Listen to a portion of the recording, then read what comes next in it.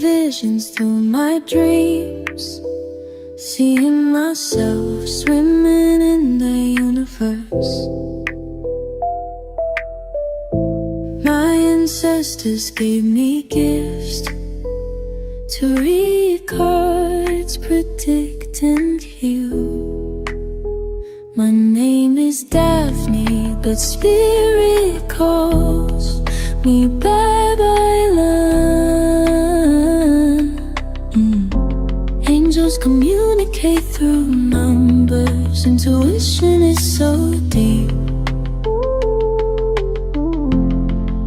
The gift I fully embrace within.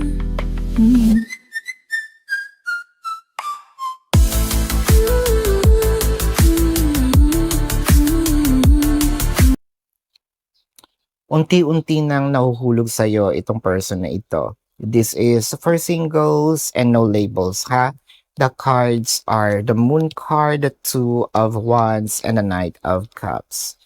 Hindi natin namamalayan na itong taong ito. Pwedeng tayo din mismo, ayaw pa natin magkaroon ng relationship.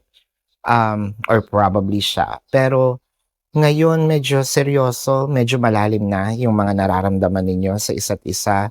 With the Knight of Cups, mahaba man itong proseso, no? Bakit kayo nag-uusap ngayon? Paano kayo nakapag-usap ngayon? May mga bagay din na siguro sinasabi mo sa sarili mo, ito na ba talaga yung taong pwede kong makasama? Siguro this is more of sa no labels. Knight of Cups clarified with the Fool card and the Ace of Cups. Kasi iniisip mo parang medyo may age gap kami, no? It might be a May-December love affair. It might not be. Pero kung hindi man numbers ang pinag-uusapan natin, it can be the maturity. So parang sinabi mo sa sarili mo, magiging kami ba? Dapat bang patulan ko tong taong to?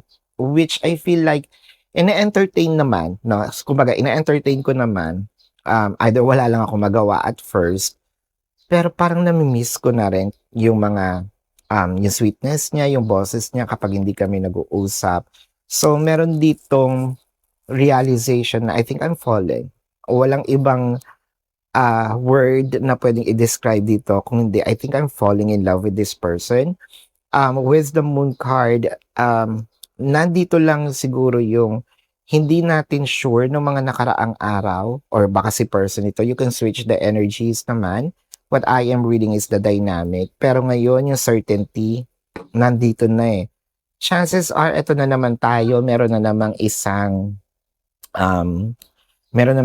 kababayan na mawawala sa singlehood. At congratulations, no? Wag dapat kainggitan, dadating din tayo doon. This is your reading. Let's check the zodiac sign of your person. Now, this can be their sun sign or a placement in their chart. I'm seeing Pisces, Leo, Aries, Cancer, Scorpio.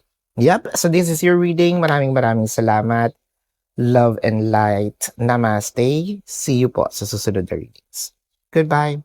My name is Daphne, but spirit calls me Babylon.